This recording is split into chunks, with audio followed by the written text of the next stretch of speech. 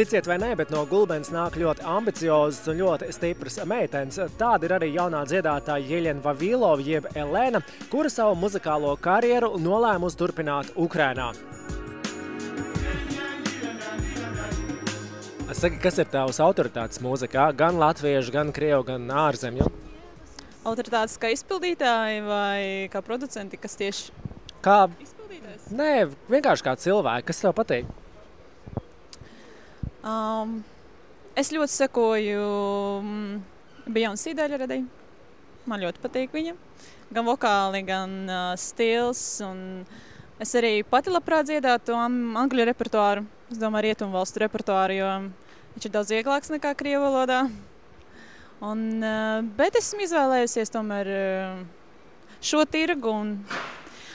Bet šajā tirgu, protams, ir tāds mūsu slavenais maestro Raimonds Pauls, protams, kurš ir daudz sasniedzis, un pateicoties viņam arī Latviju daudzi pazīst. Un, teiksim, tie paši Ukrainā, kad es stādos priekšā kādam, no kurienes tu esi, tad pasakot vārdu Rīga, visu uzreiz, Raimonds Pauls, jā, teiksim, tādā ziņā. Bet runājot par, piemēram, par konkursiem, tu esi domājis par tādu lietu, piemēram, jaunais vilnis vai cita veida konkursi?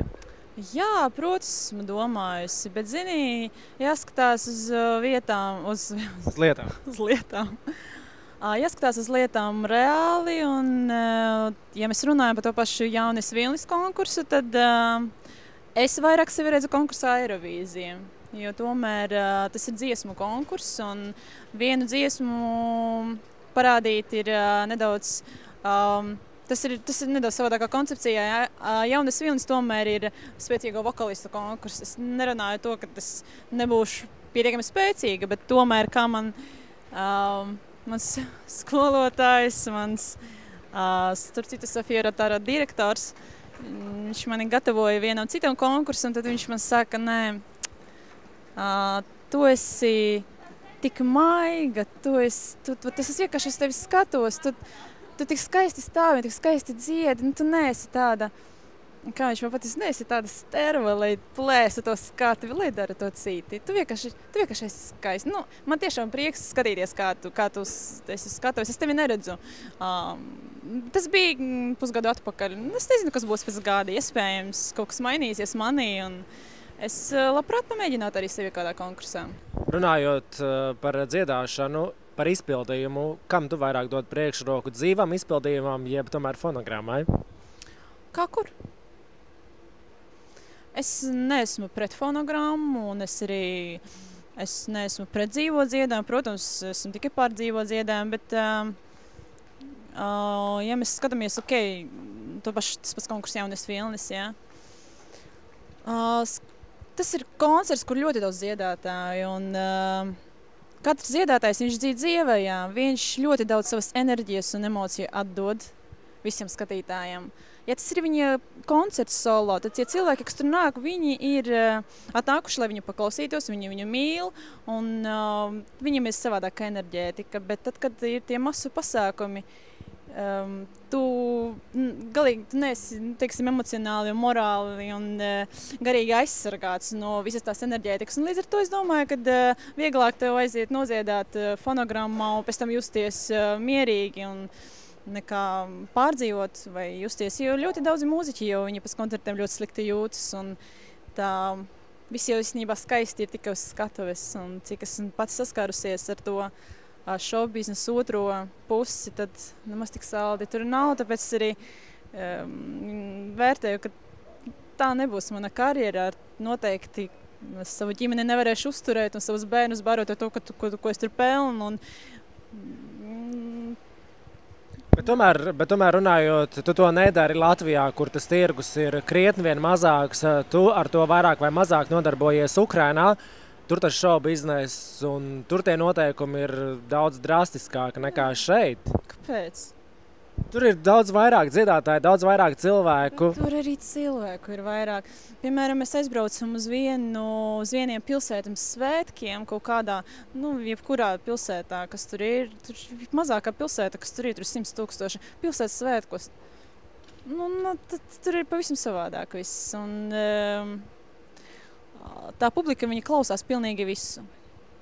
Šeit, protams, Es, protams, arī man prieks, ka arī Latvijā patīk manas dziesmas, un arī es uz draugos uztaisīju savu mūzikas sadaļu nesen, un cilvēki tur fano un piesakās man baigi liela tiešām. Es biju pārsteigta. Es nedomāju, ka Latvijā vispār kaut kas būs tam līdzīgs. Bet šeit nav cilvēki tomēr vairāk vai mazāk tādi skeptiskāki nekā, piemēram, tā pašā Ukrainā? Ir daudz skeptiskāki.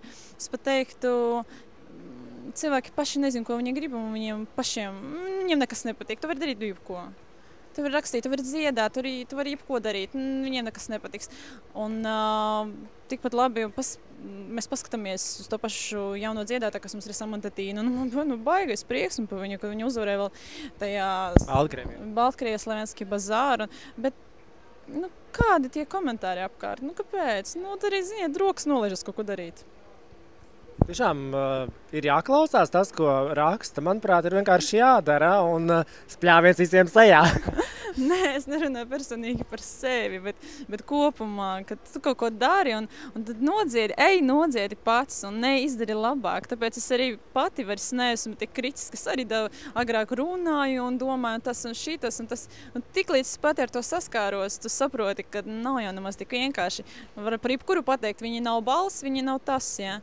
Cilvēks, kurš nedzied skaļi, nenozīmē, ka viņš slikti dzied. Viņš dažreiz nodzied daudz sirsnīgāk un līdz cilvēkiem tas izpildījums aiziet daudz labāk nekā lielam bļāvēm, kurš vienkārši nobļauj un tu neatceries. Jo tu jau atnāc mājās, tu jau klausies mierīgu mūziku. Bet runājot vēl par dziedāšanu, par mūziku, šobrīd tu dziedi krievu valodā, tu teici, ka varētu tapt arī kaut kas angļu valodā. Un arī kaut kas latviešu valodā. Ja, piemēram, tas būtu latviešu valodā, kas tas būtu par stilu? Kas tas būtu? Kas tad ir tas Latvijas stils? Šlāgerītis. Mums ir tāds šlāgerītis, ajāšužu.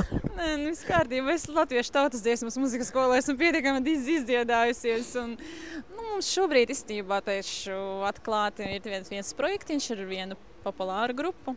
Bet tas ir viss noslēpumā pagaidām. Bet gan jau, ka tā ir deju mūzika, vai ne? Protams. Kur tad mums te ir kaut kādi pasākumi, kur var melanholiskas melodijas dziedāt? Protams, ka tā būs deju mūzika, protams, ka tas būs partī. Runājot par tavu vizuālo tēlu, krasi mainīts. Pirms intervijas mēs parunājām, un es zinu, ka 10 gadus tu esi bijusi pārliecināta gaišmate. Un te pēkšņi cilvēks atnāk uz interviju un tu domā, kas tā par skaistu meiteni? Kāpēc tu nolēmi mainīt sevi tik kardināli? Jo, manuprāt, dziedātājai tas nav īsti labi. Ja reiz tevi cilvēki ir iepazinuši kā gaišmati, iespējams, ka viņi grib tavus gaišos matus, bet tu pēc gada krasi maini savu imidžu. Tā kā tu iepriekš minēji par tiem 10 gadiem, jā, es 10 gadus biju blondīna, bet 3 gadus no tiem 10 gadiem es katru reizi skatījos spogulī un domāju, nē, es gribu mainīt. Un katru reizi ejot krāsot saknes, es apsēdos krēslā, saku, ne, mēs šodien krāsēsim manu dabīgo matu krāsu. Tad mana friziera, tu tik skaisti blondi mati, varbūt nākamreiz. Labi, varbūt nākamreiz. Un tā jau pagāja 3 gadi, bet šoreiz es atnācu, nē. Viss, mēs krāsojam un griežam un man patīk. Bet runājot tomēr par tērpiem, piemēram, negribas nekad kaut ko tādu kliedzošāku uzvilkt, lai pēc tam vienkārši runātu, nokļūtu žurnāla vāgu, piemēram, ar plusplikutību, nekā mums operators skatās. Nē, nevajag plusplikus dīvenis, nē. Ja, protams, manī kāds uzaicinās nofotografēties, es varbūt padomāšu, bet... Man jau dziesmu repertuārs nav tāds, lai es dziedātu ar pliku divenu. Bet, piemēram, atkalināties kādā žurnālā, Playboyā, klubā vai es nezinu, kādā citā tu varētu? Man šobrīd ir tie mani skaistākie gadi, kāpēc viņus nevarētu iemužināt. Tieši tā, kāpēc ne, bet runājot par to, kādu tu sev redzi pēc 10 gadiem, tu esi par to domājusi? Jā, tādu pašu. Tikai man būs bērni un suns. Un vīrs? Protams, piedod aizmirsu. Paldies tev par sarunu. Sakosim intensīvi līdz tavai muzikālajai daļradē un, protams, visam pārējām, ko tu dari. Prieks bija ar tevi parunāt un tā kā gaidīsim no tevis jaunas dziesmas, jaunus videoklipus.